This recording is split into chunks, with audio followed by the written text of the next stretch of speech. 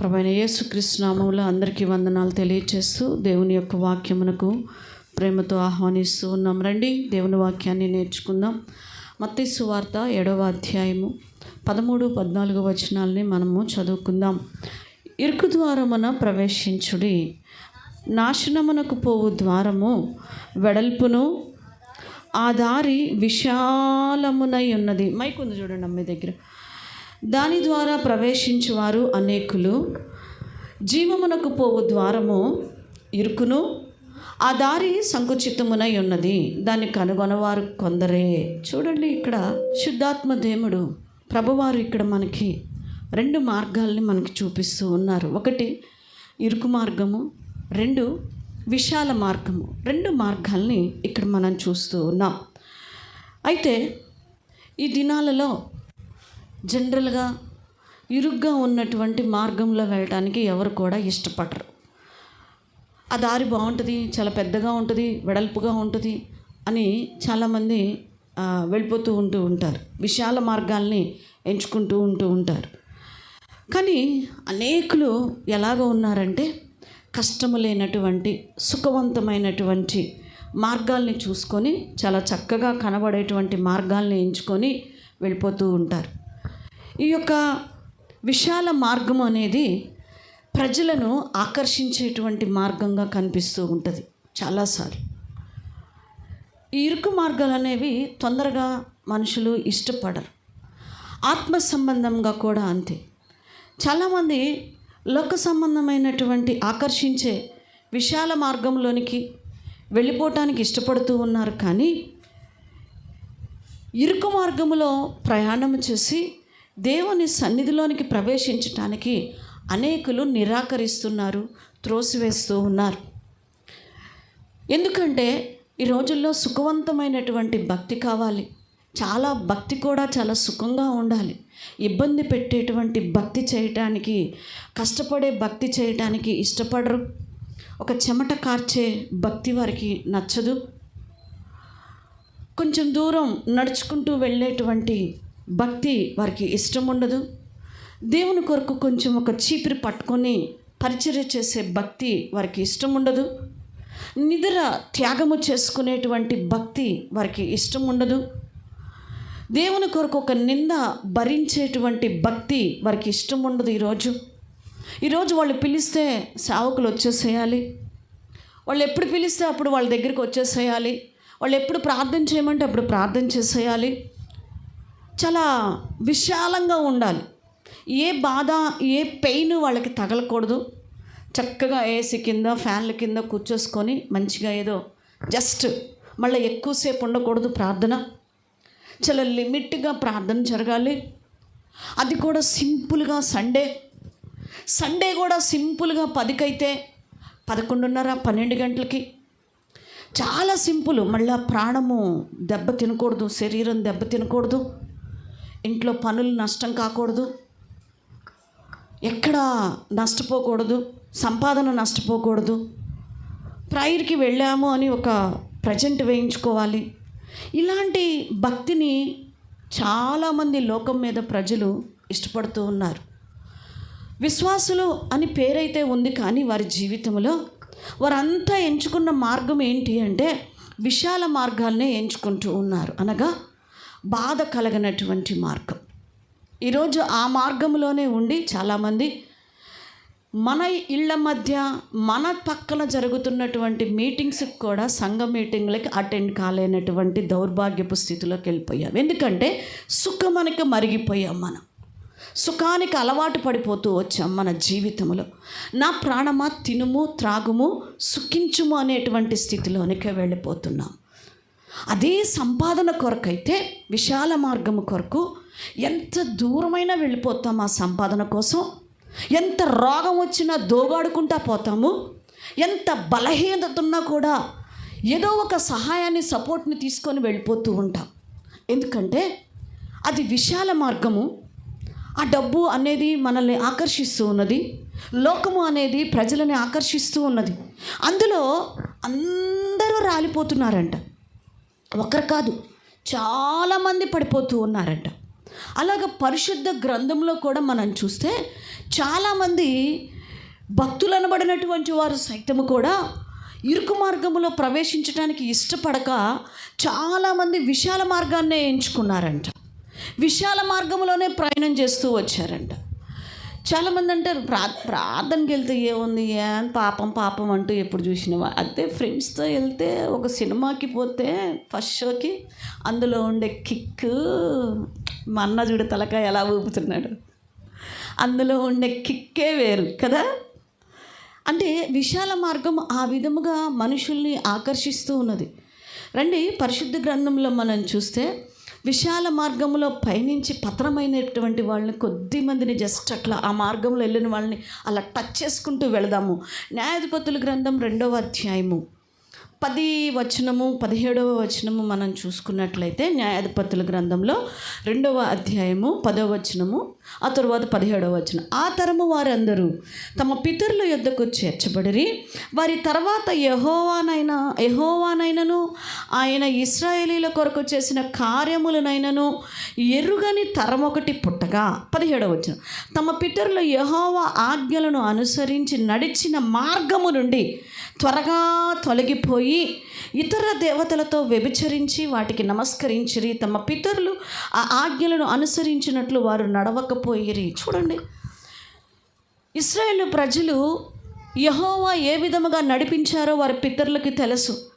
వారి దేవుడు యెహోవా దేవుడు ఐగుప్తు తెగుళ్ళు అంటకుండా ఎర్ర సముద్రమును పాయలు చేసి ఆరుని నేలను నడిపిస్తూ ఎంత చక్కగా వారికి విజయముల మీద విజయమిస్తూ ఎడారిలో వారిని ఏ యొక్క కొదువ అనేది లేకుండా వారు వేసుకున్న వస్త్రములు పాతగిల్లలేదట, చెప్పులు తెగిపోలేదంట. నిజంగా వారిని ఆ విధంగా కాపాడుతూ పోషిస్తూ ఇశ్రాయేలు ప్రజలకి ఎన్నో కార్యాలు చేశారు. అయితే దేవుడు చేసినటువంటి కార్యములను మర్చిపోయినటువంటి తరం ఒకటి వచ్చేసిందంట. వారు పితరులు నడిచినటువంటి యెహోవా మార్గములో నడవకుండా ఆ మార్గాన్ని విడిచిపెట్టి అన్య దేవతలను విగ్రహములను ఆరాధిస్తూ వంకర మార్గములోనికి వెళ్ళిపోయారట.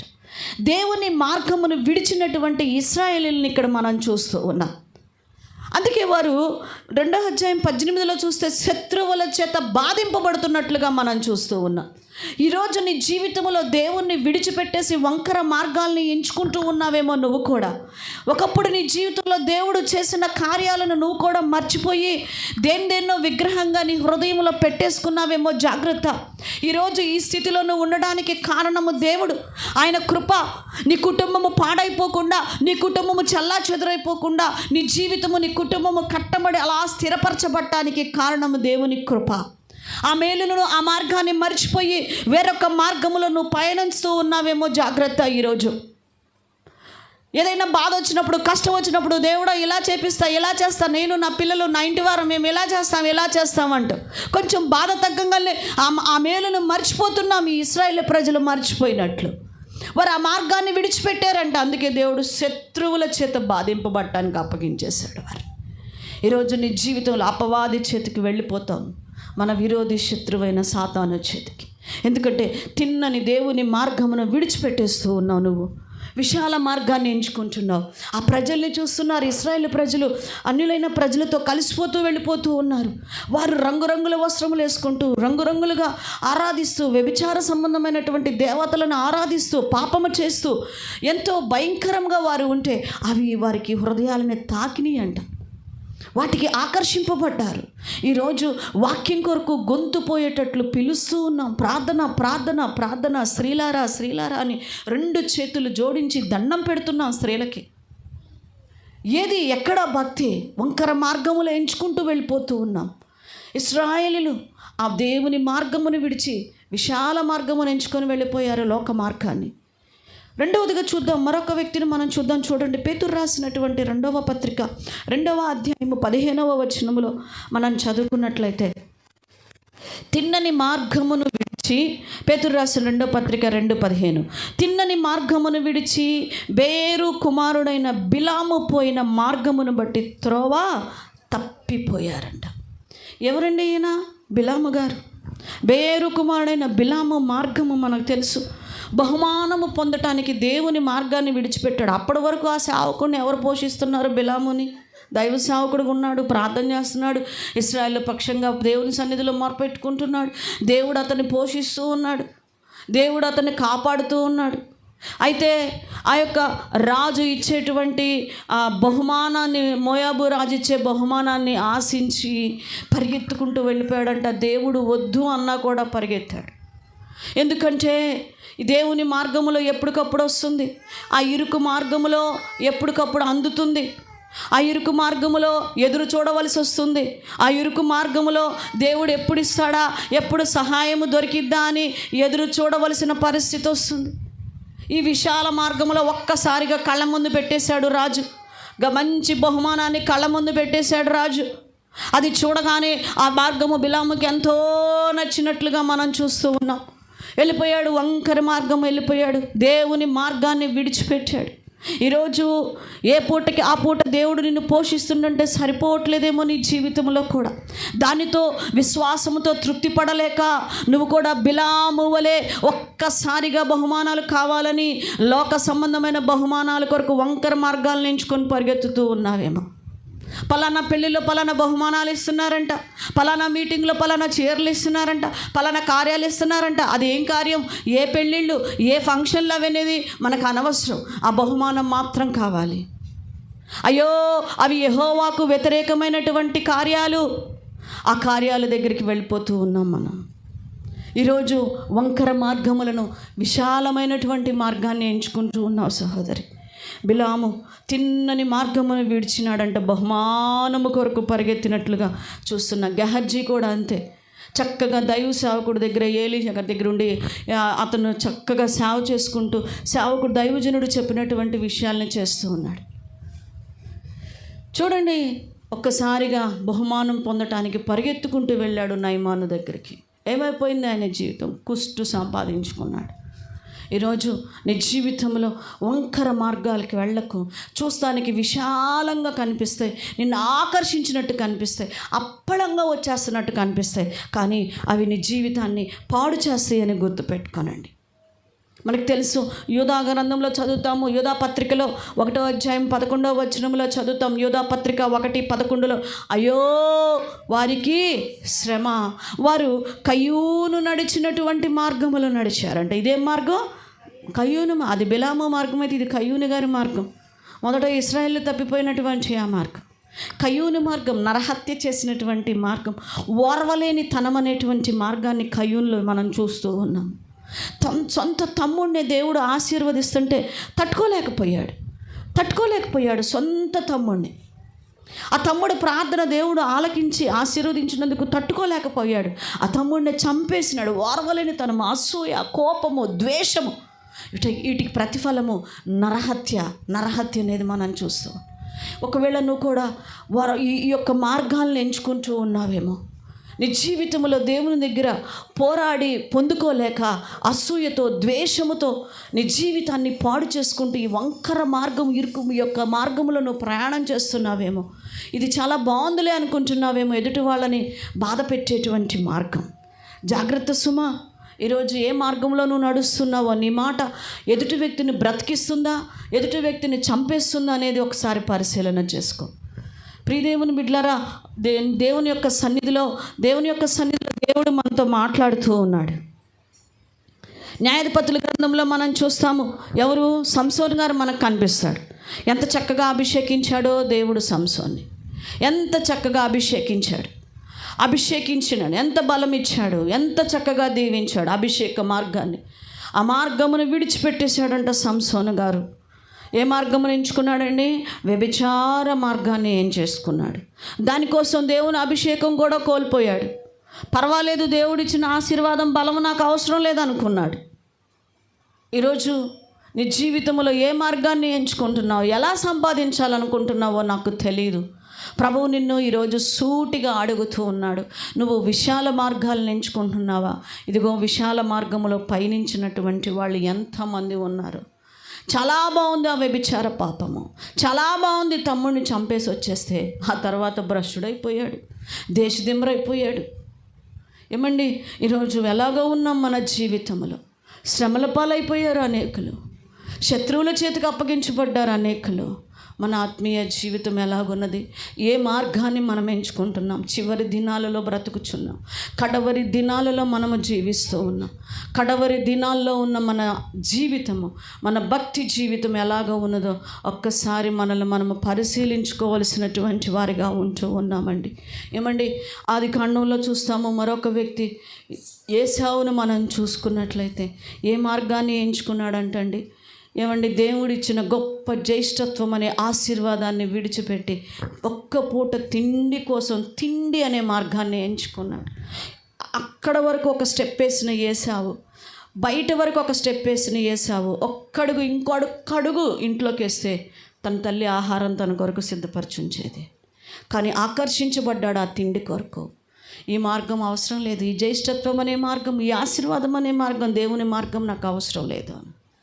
అదేంటి, నాకెందుకు? అదేమన్నా కూడు పట్టిద్దా? ప్రార్థన నాకేమన్నా బొవ్వ పెట్టిద్దా? మీటింగులకి వెళ్ళి పరిచర్యలు చేస్తే మాకేమన్నా వస్తాయా? మాకేమన్నా ఉంటుందా?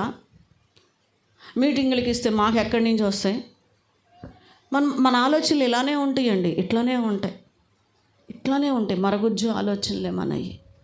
ప్రియదేవుని బిడ్డ, ఈరోజు తిండి కోసం ఆశీర్వాదాన్ని మార్గం అని విడిచిపెట్టేసి ఏశావు వెళ్ళిపోయినట్లుగా చూస్తూ ఉన్నా. ఈరోజు నీ జీవితం దేనికోసం పరిగెత్తుతున్నావు? నువ్వు అసలు ఎందుకు పుట్టావు?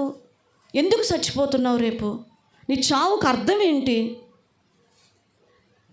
అసలు ఎందుకు పుట్టి ఎవరి కోసం బతుకుతున్నావు? చివరికి ఎందుకోసం నువ్వు చచ్చిపోతున్నావో ఒక్కసారి పరిశీలన చేసుకో. మొన్న యూట్యూబ్లో మీరు చూసారో లేదో, 10 రోజుల క్రితం బీహార్లో ఒక యవనస్తుడు, 20 years కూడా లేవు సరిగ్గా అబ్బాయికి, యవనస్తుడు, ఒక దైవజనుని కుమారుడు సువార్త ప్రకటిస్తూ ఉన్నాడంట. అన్యులకి అందరికీ కూడా దేవుని కరపత్రికలు పంచుతూ సువార్త ప్రకటిస్తూ అనేకుల్ని ప్రభు వైపు నడిపిస్తున్నారని చాలామంది క్రీస్తు విరోధులు అతనికి వార్నింగ్ ఇచ్చారు. తన తండ్రికి కూడా నీ కుమారుణ్ణి జాగ్రత్తగా పెట్టుకోమని వార్నింగ్ ఇచ్చారు, చంపేస్తామని హెచ్చరికలు ఇచ్చారు. అయినా కూడా ఆ యవనస్తుడు తన దేవుని పనిని ఆపకుండా కరపత్రికలు పంచుతూ సువార్త ప్రకటిస్తూ ఉంటే ఎంత దారుణంగా చంపారో తెలుసా? ఆ యవనస్తుడిని ఎంత దారుణంగా చంపేశారు.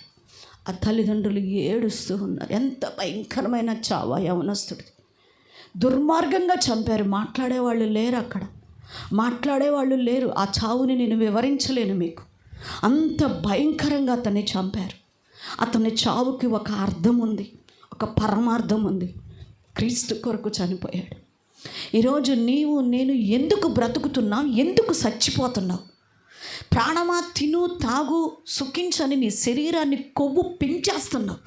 కొలెస్ట్రాల్ పెరిగిపోతుంది నీ శరీరంలో, సుఖం పెరిగిపోతుంది నీ శరీరంలో. ఈరోజు ఎందుకు బ్రతుకుతున్నాం మనం? దానికోసమేనా? తింటము చచ్చిపోవటమేనా? ఏం చేసి చచ్చిపోతున్నావు దేవుడి కోసం? నువ్వు రేపు చచ్చిపోయినప్పుడు నీ పిల్లలు నీ కోసం ఏ సాక్ష్యం చెప్పాలి? ఏం చెప్తారు నీ పిల్లలు నీ గురించి? పలానా భక్తి, పలానా త్యాగం, నా తల్లి ఇలా పరిచర్య చేసింది, నా తండ్రి ఇలా దేవుడి కోసం ప్రయాసపడ్డాడని నీ గురించి నీ బిడ్డల సాక్ష్యం చెప్తారా? ఏ మార్గాన్ని ఎంచుకొని మనం బ్రతుకుతున్నామో ఒకసారి పరిశీలన చేసుకోండి. ఆ తల్లిదండ్రులు ఎంత రోధిస్తూ వచ్చారో ఆ దైవజనులు. నిజంగా ఒక్కళ్ళు మాట్లాడేవాళ్ళు లేరు. ఒక్క ప్రభుత్వం అక్కడికి వచ్చి మాట్లాడింది లేదు. చూడండి ఎలాగుందో మన ప్రభుత్వం, మన దేశ పరిస్థితి ఎలాగుందో చూడండి. మనం మాత్రం నిమ్మకు నీరెత్తినట్టు ఎక్కడికి మేము రామమ్మా, అందుకే మేము ఎక్కడికి రాము. ఈ సువార్త కూడికలు మాకొద్దు, ఈ ప్రార్థనలు మాకొద్దు, కుదిరితే అలా వస్తాం, ప్రజెంట్ అంటాం. ఈ మధ్య భోజనాలకు వస్తున్నారు, ఆ టైంకి వస్తున్నారు అంటున్నారని మేము అది కూడా రావట్లా, కాబట్టి మాకు సంబంధం లేదు. రేపు పరలోకంలోకి వెళ్ళి దేవుడు కూడా అంటాడు, ఈ బిడ్డకి నాకు సంబంధం లేదు, పంపించు. డెఫినెట్గా చెప్తాడు. భూమి మీద నువ్వు సంఘానికి, నీకు సంఘ పరిచర్యకి, నీకు ప్రార్థనకి, నీకు పరిచర్యకి, నీకు సంబంధం లేదని కూర్చుంటున్న నిన్ను చూడగానే వెంటనే దేవుడు చెప్పే సమాధానం, గెట్ అవుట్. ఒకే ఒక్క మాట, నాకు ఆ బిడ్డకి ఏమీ లేదు. ఆయన అంటున్నాడు కదండి, మీరెవరో నాకు అంతే తెలీదు. ఈరోజు ఏ మార్గం ఎంచుకుంటున్నాం? ఇప్పుడు ఆ చనిపోయిన ఆ యవనస్తుడి కొరకు దేవుడు లేచి నిలబడడా పరలోకంలో? స్టెఫెను కొరకు లెగిచి నిలబడడా ప్రభువారు? ప్రియదేవుని బిడ్డ, ఏ కాడికి నీ జీవితంలో ఈ మార్గాలనే ఎంచుకుంటున్నావే? అయ్యో, మనం చూస్తూ ఉన్నాం. ఇంకా ఎక్కువ మాట్లాడాలి అంటే ఇంకా ఎక్కువ మార్గంలోకి వెళ్తే ఇక కోరహు మార్గాన్ని ఎంచుకుంటారు. ఇక ఇట్లా వాక్యాలు చెప్తున్నాం అనుకోండి, ఇక ఎంచుకునే మార్గం ఏంటో తెలుసా? యోధా పత్రికలో రాయబడినట్లు 1వ అధ్యాయం 11వ వచనంలో రాయబడినట్లు, కోరహు వలె తిరస్కార మార్గములో. ఏ మార్గం అంటది? ఎస్. ఇక అదొక్కటి ఆయుధం వేస్తారు, బాణాలు వేస్తుంటారు. మమ్మల్ని ఇలా అన్నారే, మమ్మల్ని అలా అన్నారే, మాతో ఇట్లా అన్నారే. ఈ బాణాలు వేస్తారు. తిరస్కార మార్గం, తిరస్కరించేటువంటి మార్గం. మేము అందుకే రావట్లేదు. రావాకండి, నాకేమీ నష్టం కలగదు. నాకు తెలుసు చాలామందికి ఇక్కడ ఒక్కొక్కరికి 10 మంది 20 మంది పాస్టర్లు తెలిసి ఉంటారు. నాకు కూడా తెలియదు అంతమంది సేవకులు, నాకు కూడా తెలియదు. మీకు చాలా పాస్టర్లు మీకు తెలుసు. ఒక సేవకుడు కాదు ఇంకో సేవకులను పరిగెత్తేటువంటి వాళ్ళని కూడా చాలామందిని నేను చూస్తూ వచ్చాను. చాలామందిని చూశాను నేను. ఈరోజు నీ జీవితంలో నీకు సేవకులు బోల్డంతమంది తెలిసి ఉండొచ్చు, కానీ తిరస్కార జీవితం అనేది ఆ మార్గంలో నువ్వు ఉన్నంత వరకు కూడా ఫలభరితమైనటువంటి జీవితంలోనికి మనం వెళ్ళలేమని దేవుడు సెలవిస్తూ ఉన్నాడు. ఈరోజు తిరస్కరించకూడదు. ఎందుకు చెప్తున్నారు? లోబడటానికి. ఎందుకు హెచ్చరిస్తున్నారు? ఎందుకు నిన్ను గద్దిస్తున్నారు? ఎందుకు నువ్వు అలాగున్నావు అంటున్నారు? మనం సరి చేసుకోవడానికి. ఈ రోజు వరకు కూడా నేను చెప్తున్నాను, ఈ రోజు వరకు కూడా నా ఆత్మీయ తండ్రి కానివ్వండి, మా అమ్మ కానివ్వండి, నన్ను గద్దిస్తూనే ఉంటారు. నా వయసు ఎంత? ఏదో కొద్దిగా కలర్ వేసుకున్నానులేండి, 40+ వచ్చాను ఈ రోజుకి కూడా. కానీ నేను తిరస్కరిస్తే ఈ స్థలంలో నిలబడి ఉండేదాన్నా? సంగమా, ఒక్కసారి పరిశీలన చేసుకోండి. ఒక్కసారి మనల్ని మనం పరిశీలన చేసుకోవాలి. పెద్దవారు, ఆత్మీయులు మనల్ని గద్దిస్తున్నప్పుడు తిరస్కరించే మార్గంలోకి నువ్వు వెళ్ళిపోవటం వల్ల తిరస్కరించబడిన వారు శ్రమల పాలైపోయినట్లుగా చూస్తూ ఉన్నా. ప్రతి బిడ్డ ఉన్న మార్గము ఇస్కరియోతు యోధా మార్గమే. ఏ మార్గం? ఫ్రీగా వచ్చేసేయాలి. ఫ్రీగా 32 ఎన్ని నాణాలు? 30 డౌట్ పడుతున్నారు. ఎన్ని? ప్రియదేవుని బిడ్డలారా, ఫ్రీగా వచ్చేయాలని చూశాడు వెండి నాణాలు. ఎవరు? ఇస్కరియోతు యోధా. ఈరోజు ప్రతి వ్యక్తి కూడా ఇదే చూస్తున్నారు. ఫ్రీగా డబ్బులు ఎక్కడొస్తాయి? ఈ మార్గాలను ఎంచుకుంటున్నారు. ఆ తర్వాత నెత్తి నోరు బాదుకుంటున్నారు. కట్టలేక బాదుకుంటూ ఉన్నారు. ఈరోజు మనం ఎలాగున్నాం, ఎలాంటి మార్గముల్లో మనం పయనిస్తున్నాం అనేది ఒకసారి పరిశీలన చేసుకుందాం. ఈరోజు మనము అలాంటి మార్గాలని ఎంచుకోకూడదని దేవుని యొక్క వాక్యం మనకు సెలవిస్తున్నది. అది చూడడానికి రమ్యంగానే వాళ్ళకి కనపడింది, విశాలంగా కనపడింది. కానీ తుదకు వారందరూ కూడా భయంకరమైన పరిస్థితుల్లోనికి వెళ్ళిపోయినట్లుగా, వాళ్ళ జీవితాలు భయంకరంగా ముగించబడినట్లుగా మనం చూస్తూ ఉన్నాం. నువ్వు చెయ్యవు, నీ పిల్లల్ని చేయనీవు, నీ పక్కన వాళ్ళని చేయనీవు, ఎవరిని చేయనీవు. నువ్వు ఒక్కదాని వెళ్ళిపోవటం వల్ల నీ వెనకమాల ఇంకా వెళ్ళిపోతారు. ఎందుకంటే దేవుడు మనకు పెట్టాడు ఒక పేరు. ఏం పేరు మనకు పెట్టిన పేరేం? దేవుడు గొర్రెలు. ఏంటది? గొర్రెలు. చెప్పండి, గొర్రెలు. ఒక గొర్రె వెళ్తే మిగతా గొర్రెలు ఉంటాయా? చెప్పండి అమ్మా, ఉంటాయా? ఉండవు. ఒక గొర్రె వెళ్ళిపోద్ది తినేసి, ఇంకొక గొర్రె దాని వెనకమాల ఆమె వెళ్ళిందిగా, ఆయన వెళ్ళాడుగా, అంతే. అందరూ సర్దుకొని వెళ్ళిపోతారు. జాగ్రత్త సుమ. ఏ మార్గాల్ని మనం ఎంచుకుంటున్నామో నాకు తెలియదు. ఆ అమ్మాయి వెళ్ళిపోయిందిగా, ఈ అమ్మాయి వెళ్ళిపోయిందిగా, మా అమ్మోళ్ళు ఊరుకోరు, మరి మేము కూడా వెళ్ళిపోవాలిగా. ఒకళ్ళ తర్వాత ఒకళ్ళ మార్గాలు సర్దేసుకుంటూ ఉంటారు. జాగ్రత్త. ఈరోజు ఎలాంటి మార్గాలను ఎంచుకుంటున్నారో నాకు తెలియదు. అయితే అదే పరిశుద్ధ గ్రంథంలో ఇరుకు మార్గములో పయనించి అనేకులకి ఆశీర్వాదంగా ఉన్నవారు ఉన్నారు. విశాల మార్గాన్ని విడిచి ఇరుకు మార్గములో పయనించి దేవుని కొరకు నిలబడినటువంటి వారి భక్తులు కూడా మన ముందు ఎంతోమంది ఉన్నారు. మొట్టమొదటి వ్యక్తే ప్రభువారు అంటూ ఉన్నారు. ఏమంటున్నారు? యోహాను సువార్తలో 14:6 అంటున్నాడు, నేనే మార్గము అని చెప్పాడు. ఎవరని చెప్పాడు ప్రభువారు? ఆ మార్గములో పయనించిన భక్తులు ఉన్నారండి. నేను ఎలాంటి మార్గములో, నా తండ్రి మార్గములో నేను వెళ్ళానో, నేను మీకు చూపిస్తున్నాను. ఆ ఇరుకు మార్గంలో మీరు రండి అంటున్నాడు ప్రభు. ఆ మార్గంలో పయనించిన భక్తులు, ఒక మార్గం దమస్కు మార్గం. ఏ మార్గం అండి? దమస్కు మార్గం. ఆ మార్గంలో సౌలు గారు ప్రయాణం చేశారు. అనగా ఆ యొక్క మార్గంలో మనం చూస్తాం, అపోస్తుల కార్యాల గ్రంథంలో మనకు కనిపిస్తుంది. 9వ అధ్యాయం 3వ వచనములో మనం చూస్తాం, 18వ వచనంలో మనం చూస్తాం. దమస్కు మార్గం అనగా పాపమును విడిచినటువంటి మార్గము. ఇక్కడ సౌలుని మనం చూస్తున్నాం. ఒకప్పుడు విచ్చలవిడిగా జీవించిన వ్యక్తి. అపోస్తుల కార్యాలు 9వ అధ్యాయము 3వ వచనము 18వ వచనమును మనం ఇక్కడ చూస్తున్నాం. అతడు ప్రయాణము చేయుచు దమస్కు దగ్గరకు వచ్చినప్పుడు అకస్మాత్తుగా ఆకాశము నుండి ఒక వెలుగు అతని చుట్టూ. మనకి తెలుసు, సౌలు క్రైస్తవులు అనబడినటువంటి వారిని, ప్రార్థన చేసుకునే బిడ్డల్ని హింసించి చంపేసేయాలని చెప్పేసి ఒక అధికార చట్టాన్ని తీసుకొని ఆ దమస్కు మార్గంలో వెళ్ళిపోతున్నాడు. విర్రవీగుతూ వెళ్ళిపోతూ ఉన్నాడు విశాల మార్గంలో. కానీ అక్కడికి వెళ్ళిన తర్వాత మనందరికీ తెలుసు, ప్రభువారు అతన్ని దర్శిస్తాడు. ప్రభువారు ఒక గొప్ప వెలుగు చూసి, సౌలా సౌలా నన్నేలను హింసించుచున్నావని దేవుడు మాట్లాడినప్పుడు అక్కడికక్కడే ఆ విశాల మార్గమును విడిచిపెట్టినట్లుగా సౌలుని మనం చూస్తూ ఉన్నాం. హల్లెలూయా, హల్లెలూయా. ఆ విశాల మార్గమును విడిచిపెట్టాడు. అనగా తన పాపములను ఒప్పుకున్నాడు, పశ్చాత్తాపడ్డాడు. అయ్యో, నేను నా దేవుణ్ణి హింసించింది, అయ్యో నా కొరకు ప్రాణం పెట్టిన రక్షకుడినా నేను హింసించింది అని ఆ దినము మొదలుకొని ఆ పాపమును విడిచిపెట్టి ఎంత కష్టమైన పరిశుద్ధ మార్గములో వెళ్ళిపోయాడు. ఆ మార్గం ఎంత కష్టంగా ఉందో పౌలు జీవితాన్ని మీరు చదివితే ఉంటుంది. పలుమార్లు 1 తక్కువ 40 దెబ్బలు బెత్తెములతో దెబ్బలు తిన్నాడంట. ఓడ పగిలిపోయిన సన్నివేశాలు దేవుని కోసం వచ్చినాయి అంట.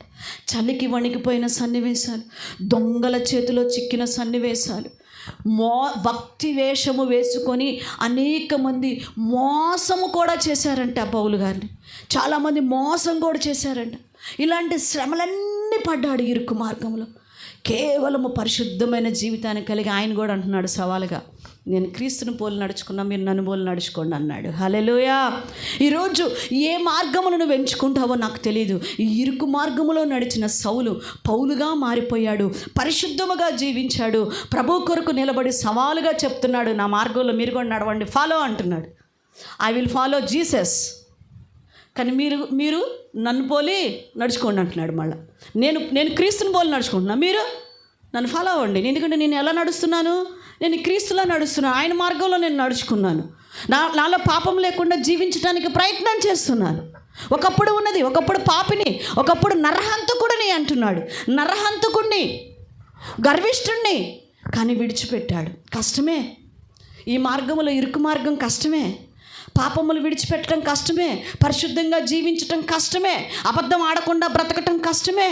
తమ్ముడు అంటున్నాడు, అక్క ఒకప్పుడు ఆఫీసులో జీవితం చాలా బాగుంది, పెద్దగా కష్టం అనిపించలేదు. ఇప్పుడు చాలా కష్టంగా ఉందక్క, కొన్ని ఎదుర్కోవాల్సి వస్తున్నాను.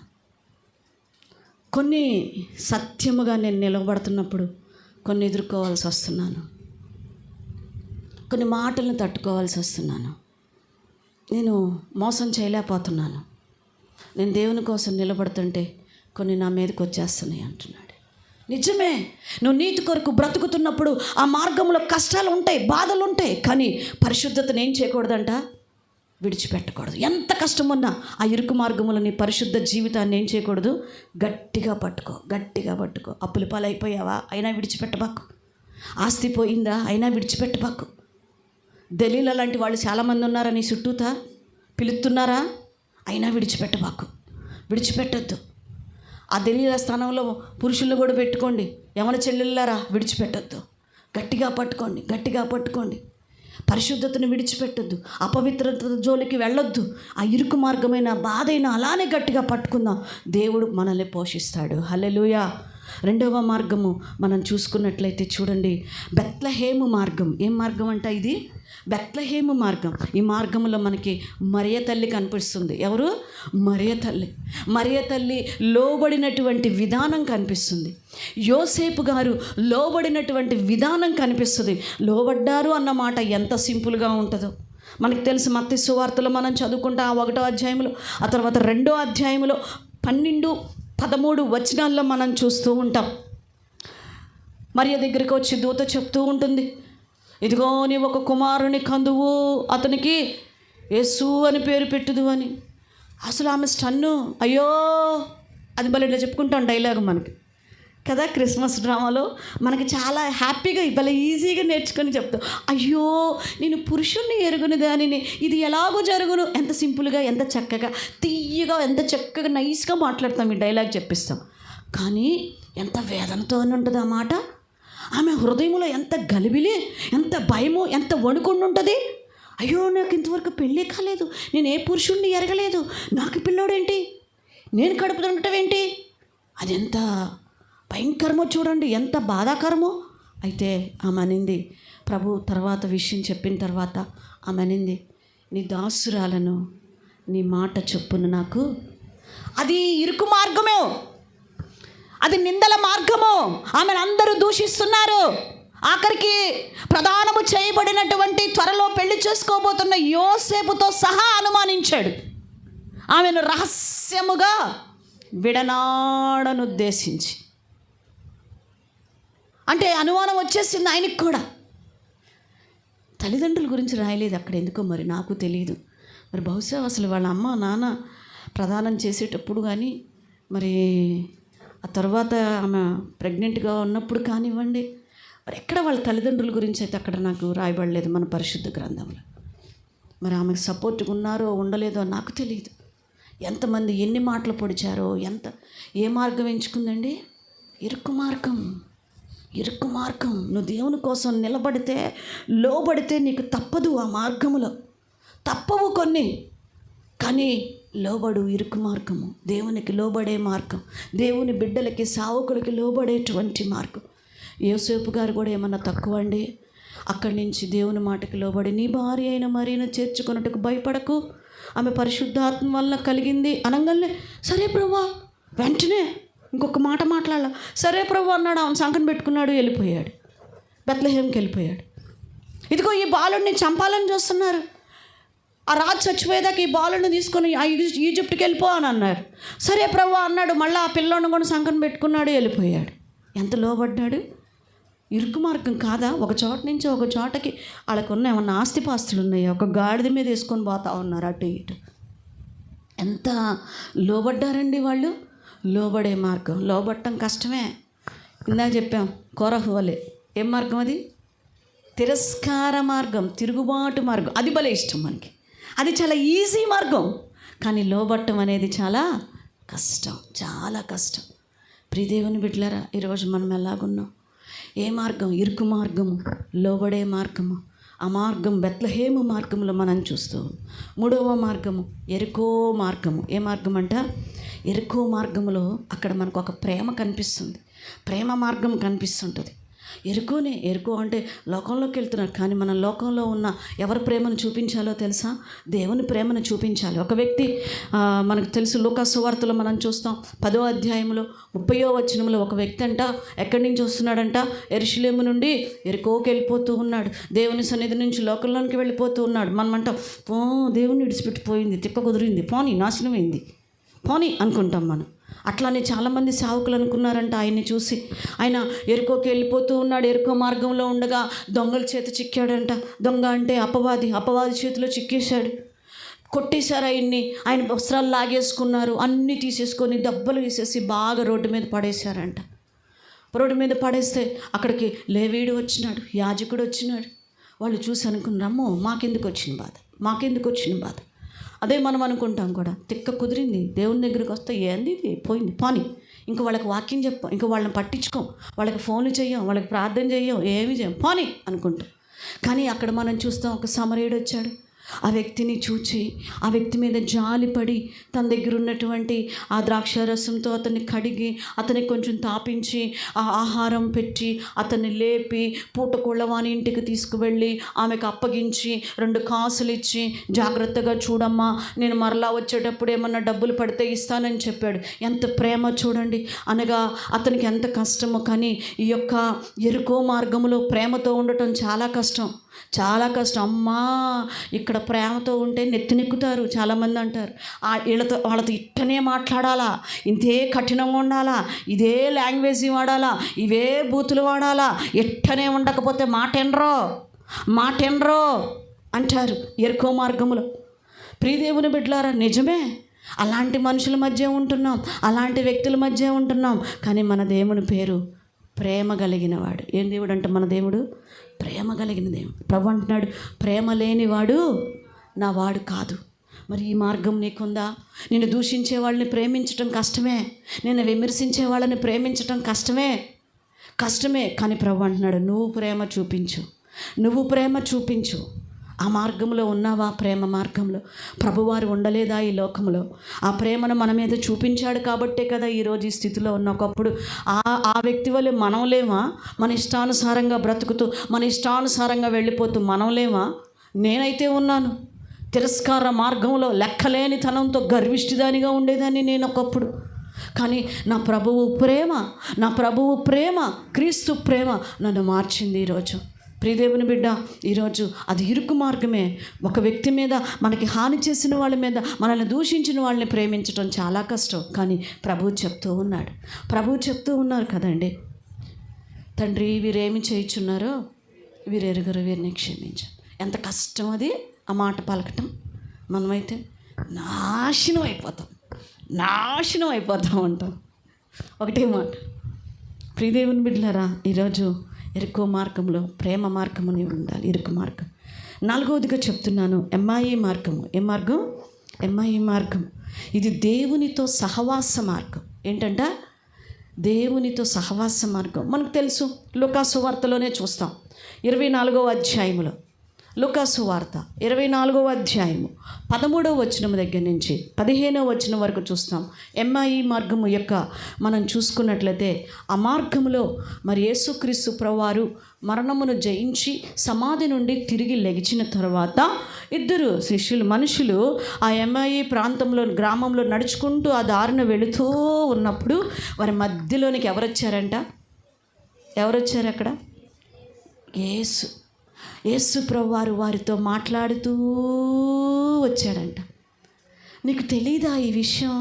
ఆయన్ని సిలువ వేశారు, నీకు తెలీదా ఆయన లేచాడంట అని అన్ని చక్కగా ఇద్దరు ఎంత చక్కగా సంభాషించుకుంటున్నారు, ఎంత మంచిగా దేవునితో సహవాసం చేస్తూ ఉన్నారు. ఆ మార్గంలో సహవాసం చేసుకుంటూ వెళుతూ ఉన్నారు. మనకు తెలుసు, పొద్దుపోయిన తర్వాత ఆయన్ని బలవంతం చేస్తారు. ఈ పూటకి ఇక్కడ ఉండయ్యా, పొద్దుపోయింది అన్నప్పుడు. ఆయన వాళ్ళ ఇంటి దగ్గర ఉన్నప్పుడు రొట్టె విరవగానే వారి నేత్రాలు తెరవబడి ఆయన ప్రభువని గుర్తెరుగుతారు. సహవాసం ఇది చాలా కష్టం. అమ్మా, ఇంట్లో కూర్చొని యూట్యూబ్లో పెడుతున్నారుగా అవి వింటాం. సహవాసం అంటే ప్రతిదానికి సంఘ కార్యక్రమాలకి మా వల్ల కాదు, మాకు చాలా కష్టం. మాకు చాలా కష్టం. సహవాసం అందు ఉండాలంటే ఎలా ఉండాలి? ఇరుకు మార్గం సహవాసం. నిందించిన వాళ్ళు, దూషించిన అక్క మిమ్మల్ని తిట్టున్న పాస్టమ్మకి ఎన్నన్నా విడిచిపెట్టకూడదు.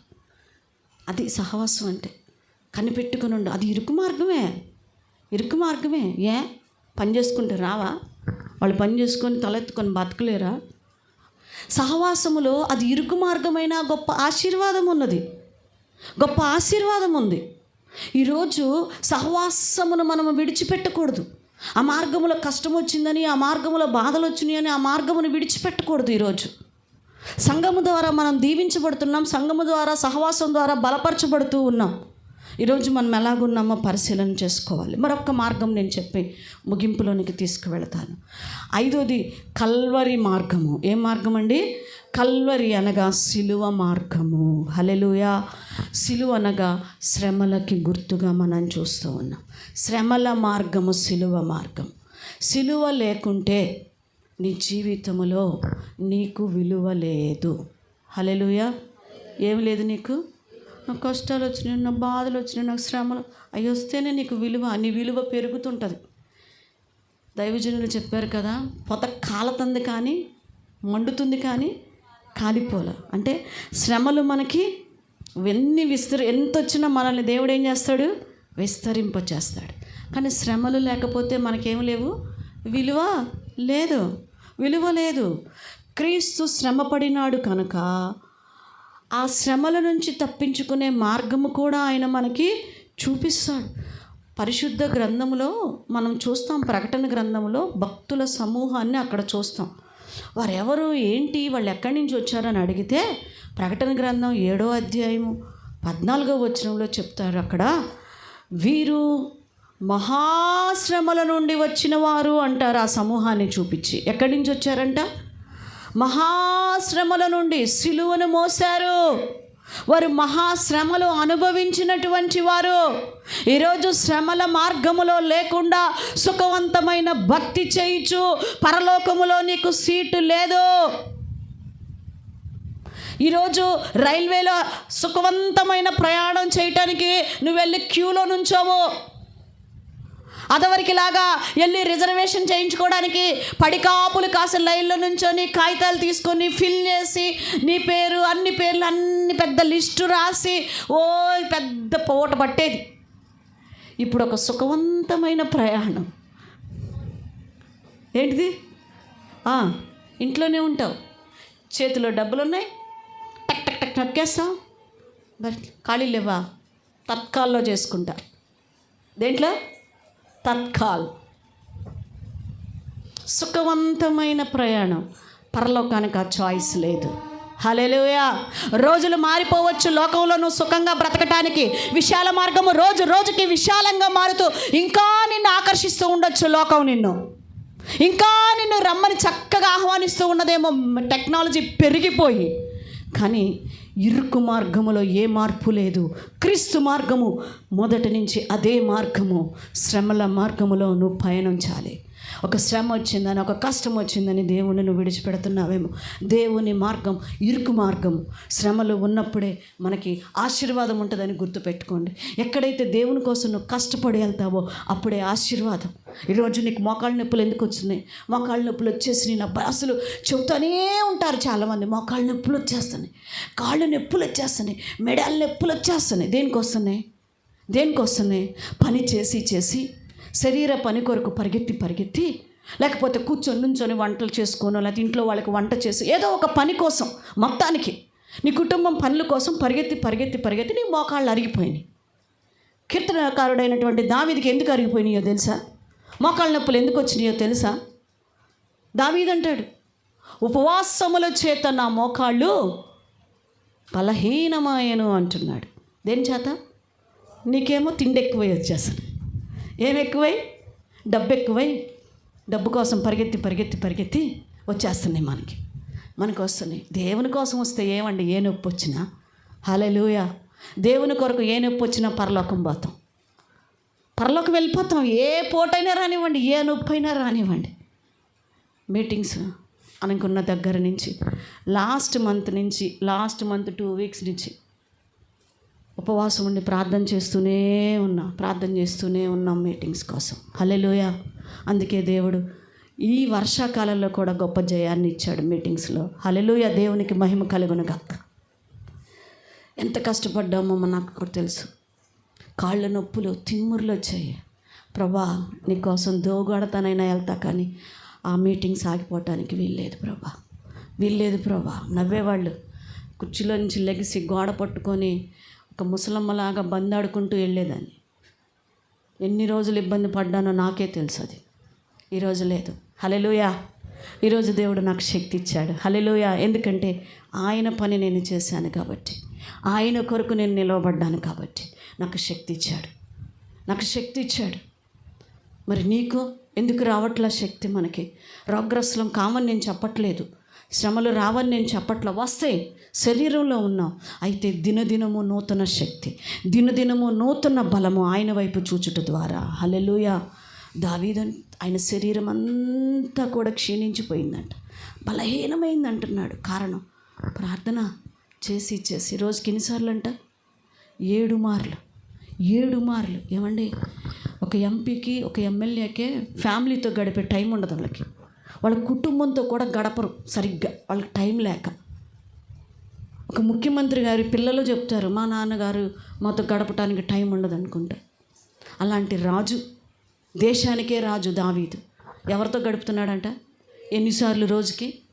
మరి నువ్వు? టైం లేదు. ప్రార్థన ఉంది, టైం లేదు. స్త్రీల కూడిక టైం లేదు. బైబిల్ స్టడీ టైం లేదు. పరిచారకులు టైం లేదు. దేనికి ఏం లేదు? ప్రభు నాకు టైం లేదమ్మా, త్వరగా వెళ్ళిపో పాతాళానికి. ప్రభు అంటాడు ఒకరోజు, టైం లేదు, వెనకున్నారు ఇంకా, పా టైం లేదు, వెళ్ళు, అటు నీ మార్గం అటు చెప్పేస్తాడు. టైం లేదు. ఆయన దగ్గర కూడా టైం లేదు. ఆయన దగ్గర కూడా టైం అయిపోయింది. చివరి కడగడియలోకి వచ్చేసాం. ఈ మాట ఇప్పటికి నువ్వుగా చెప్పాల్సింది. ప్రభువు చెప్తున్నాడు, ఇక టైం లేదు. మన జీవితాల్లో టైం లేదు. పరిగెత్తుదాం. గతించిన కాలము చాలు మనకి. ఇంకా గతించిన దేవునికి వ్యతిరేకంగా బ్రతికినటువంటి ఆ బ్రతుకులు ఇక మనకి చాలు. ఇకనైనా దేవుని కొరకు పనిచేద్దాం, దేవుని కొరకు పరిగెత్తుదాం, దేవుని కొరకు పరిశుద్ధంగా దేవుని మాటకు లోబడుతూ దేవుని ప్రేమ కలిగి దేవుని యొక్క శ్రమలను కూడా ప్రభు కొరకు అనుభవిస్తూ ప్రభు కోసం పరిగెత్తుదాం. హల్లెలూయా. ఆ యవనస్తుడు మనకి మాదిరిగా ఉన్నాడు. ఈ దినాల్లో కూడా 2 వారాలు కూడా కాలేదండి అది జరిగి. ఆ యవనస్తుడు నిజంగా ప్రభు కోసం ఒక మాదిరి, ఒక ఇరుకు మార్గంలో పయనించాడు. రేపు విశాల మార్గమైన పరలోకంలో ఆ తమ్ముడిని చూస్తాం. హల్లెలూయా. ఆ బిడ్డను రేపు అక్కడ చూస్తాం మనము. ఆ పొడిచిన వాళ్ళు ఎక్కడ ఉంటారో నాకు తెలియదు. అది విని ఇంకా ప్రభు కొరకు లోబడకపోతే, ప్రభు కొరకు జీవించకపోతే నువ్వెక్కడ ఉంటావో, ఏ మార్గంలో ఉంటావో నాకు తెలియదు. నాకు అది చూసినప్పుడు నాకు అనిపించింది, నాది కూడా ఒక పరిచర్యనా, నీది కూడా ఒక పరిచర్యనా. నేనేం కష్టపడుతున్నాను దేవుడి కోసం, నేనేం కష్టపడుతున్నాను దేవుని కోసం. త్వరగా నేను వెళ్ళి దేవుని సువార్తను సరిగా ప్రకటించలేకపోతున్నాను నేను. అయ్యో, ఒక యవనస్తుడు 20 years కూడా నిన్నటువంటి యవనస్తుడు ఎంత ఆశ, ఎంత తపన, ఎంత ప్రాణత్యాగం చేశాడు ఆ యవనస్తుడు. సహోదరి, సహోదరుడా, ఏ మార్గము నువ్వు ఎంచుకుంటున్నావో నాకు తెలియదు. విశాల మార్గము నిన్ను నరకానికి తీసుకువెళ్తుంది. నువ్వు కళ్ళు తెరిచి చూసేసరికి పాతాళంలో యాతనలు ఉంటాయి నీ జీవితంలో. మూలుగులు తప్ప అక్కడ ఏమీ లేదు. మూలుగులే, నిట్టూర్పులే అక్కడ. అయ్యో, ఇరుకు మార్గము ఈ భూమి మీద నువ్వు దేవుని కొరకు కొన్ని కష్టపడి నిందలు, అవమానములు, తిండి త్యాగము, నిద్ర త్యాగములు, శరీర బలహీనతలు త్యాగము చేసుకొని ప్రభు కొరకు వెళ్ళినప్పుడు ఆయన మనల్ని చూసి లెగుస్తున్నాడండి, మనల్ని ఆహ్వానిస్తున్నాడంట. స్టెఫెను కొరకు నిలబడిన దేవుడు నీ కొరకు, నా కొరకు లెగిచి నిలబడును గాక. ఆమేన్. అలాంటి భక్తి జీవితంలోనికి మనం వెళ్ళుదుము గాక. ఆమేన్. ప్రియదేవుని బిడ్డలారా, అది ఇరుకు మార్గమైన ఆ మార్గంలో వెళ్దాం. 40 days బిగిన్ అవుతున్నాయి. ఆగస్టు నెల 1వ తారీఖు నుంచి ఉపవాస ప్రార్థనలు ప్రారంభమవుతున్నాయి. నువ్వెంతవరకు నిబంధన చేసుకుంటావో, ఎంతవరకు తీర్మానం చేసుకుంటావో నీ జీవితంలో, నీ భక్తి జీవితంలో నాకు తెలియదు. సహోదరి, సహోదరుడా, ఈరోజు ఇరుకు మార్గంలో దేవుని కొరకు నువ్వు మండుతూ అనేకులను మండించాలని దేవుడు కోరుకుంటూ ఉన్నాడు. ఆయన నిన్ను చూచి నిన్ను ఎదుర్కొని కౌగలించుకోవాలని ఆయన ఆశపడుతూ ఉన్నాడు. అలాంటి మార్గంలో నువ్వు పయనించాలని ఆయన నీ కొరకు ఎదురు చూస్తూ ఉన్నాడు. ఈరోజు నిన్ను నువ్వు పరిశీలన చేసుకో. విశాల మార్గము బాగుంటుంది, చక్కగా ఉంటుంది. ఒకరి మీద ఒకరు వంతులు పెట్టుకొని ఒకరిలోకి వెళ్ళారని ఇంకొకళ్ళు అలా వెళ్ళిపోవటం బాగుంటుంది. ఈరోజు ఒక ఆయన భోజనానికి వెళ్ళాడని ఇంకొక ఆమె పోతుంది. ఎక్కడికమ్మా? ఆ భోజనానికి వెళ్ళకూడదన్నాం కదమ్మా, ఎందుకు వెళ్ళావమ్మా? అదేంది, పాతనోళ్ళే పోయారుగా, మన చర్చిలో వాళ్ళే పోయారుగా. వచ్చిన తల్లి, వాళ్ళు పోతే పాతాళానికి పోతారు తల్లి, నువ్వెందుకు పోతావు? వాళ్ళ మార్గం నువ్వెందుకు ఎంచుకుంటావు? మరలా చెప్తూ ఉన్నాను. ఈ స్థలంలో కీర్తనల భాగం చెప్పేవాళ్ళు, ఈ స్థలంలో నిలబడి నడిపించేవారు, ఈ స్థలంలో ఇదిగో యూట్యూబులు తీసేటువంటి వాళ్ళు, ఇక్కడ నిలబడి చెప్పేవాళ్ళు అంత పరిశుద్ధులు ఆ మార్గంలోనే వెళ్ళిపోవాలని తీర్మానాలు చేసుకోబాకండి. క్రీస్తు చెప్తున్నాడు, నేనే మార్గం, ఆయన మార్గము పరిశుద్ధ మార్గం. ఆ మార్గంలో వెళ్ళు, ఆ మార్గంలో పయనించు. ప్రతి ఒక్కరు పౌలు వలె నేను క్రీస్తుని పోలి నడుచుకున్న ప్రకారం నన్ను పోలి నడుచుకోండి అని మన సంఘములో ఉన్న ప్రతి బిడ్డ చెప్పే భక్తిలో ఉందురుగాక. ఆమేన్. ముక్కరించండి, ప్రార్థన చేసుకుందాం. పరిశుద్ధుడా, ప్రేమగల మా తండ్రి, దయగల తండ్రి, జీవముగల దేవా, మా ముందు ఇరుకు మార్గము, విశాల మార్గమును పెట్టినారు. విశాల మార్గములో పయనించినటువంటి నిన్ను ఎరగని ఇశ్రాయేలీలు విగ్రహారాధికులై మార్గము తప్పి వంకర త్రోవలోనికి వెళ్ళి నశించినారు శత్రువుని చేతులు. బిలాము నడిచినటువంటి మార్గము, కయ్యూను నడిచిన మార్గం, ఏసావు నడిచినటువంటి ఆ మార్గములో మాకొద్దు ప్రభా, మాకొద్దు. తిరస్కార మార్గములు మాకొద్దు ప్రభా, మాకొద్దు నాయన. ఇదిగో విశాల మార్గములో నడిచిన ప్రతి ఒక్కరూ నశించిపోవటాన్ని మేము చూస్తూ ఉన్నాం. ఇరుకు మార్గమైన అనేకులకు ఆశీర్వాదకరముగా ఉన్నది ఆ దమస్కు మార్గములో పయనించిన పౌలు గారి మార్గము ప్రభా. ఆ బెత్లెహేములో లోబడి నడిచినటువంటి మరియ మార్గం అనేకులకు ఆశీర్వాదకరముగా ఉన్నది. అది వారికి కష్టముగా ఉన్నా అయ్యా ఇదిగో నాయన ఈ గ్రామంలో నాయన సహవాసముతో వారు ఎంత బలపడినారు నా ప్రభు, విడిచిపెట్టలేదు నాయన. ఆ మార్గము సహవాసం ఎంత కష్టం వచ్చినా ఎంత ఇరుకులున్నా విడిచిపెట్టకూడదని చెప్పారు. ఎరికోలో నాయన లోకమున్నప్పటికీ అక్కడ నీ ప్రేమను మేము చూసాం. లోకములో క్రీస్తు ప్రేమను మేము చెప్పాలని మీరు చెప్పారు. ఆ మార్గములో పయనించాలని ప్రభువా. కల్వరి మార్గము, శ్రమల మార్గము, ఆ మార్గములో మేము తప్పిపోకుండా మా జీవితాలను కాపాడుకోవడానికి సహాయమును దయచేయండి. శ్రమలు, ఈ లోకపు శ్రమలు ఎన్నదగినవి కావని చెప్పారు. ఆయా మీరిచ్చే ఆ జీవ కిరీటం ఎదుట, ఆ పరలోకపు స్వాస్థ్యము ఎదుట ఈ శ్రమలు ఎన్నదగినవి కావు కదా. అయ్యో ఈ డబ్బు, ఈ ఆస్తి, ఈ బంధాలు, ఈ కుటుంబాలన్నీ మేము విడిచిపెట్టవలసిందే. ఒంటరిగా మేము వచ్చాము, ఒంటరిగా వెళ్ళిపోవలసిందే ప్రభా. మా కొరకు కాక మీ కొరకు బ్రతుకుట నేర్పించండి. ఇరుకు మార్గములో నీ కొరకు నిందలైన హింసలైన బ్రతుకుట నేర్పించి ఈ వాక్యం విన్న ప్రతి బిడ్డ కూడా వారి వారి జీవితంలో నా ప్రభా అయ్యా నిన్ను ఎదుర్కొనేటువంటి నాయన నీ సన్నిధిలో ప్రవేశించేటువంటి భక్తి అనుభవంలోకి నడిపించబడడానికి సహాయమును దయచేయండి. ఏ బిడ్డ అయితే విశాల మార్గములో పయనిస్తూ నాయన పతనానికి దగ్గరగా ఉన్నారో ఆ బిడ్డలు యేసు నామములో రక్షించమని వేడుకుంటూ నాయన బిడ్డలను దీవించి ఆశీర్వదించమని యేసు పరిశుద్ధ నామములో ప్రార్థిస్తున్నాం తండ్రి. ఆమేన్.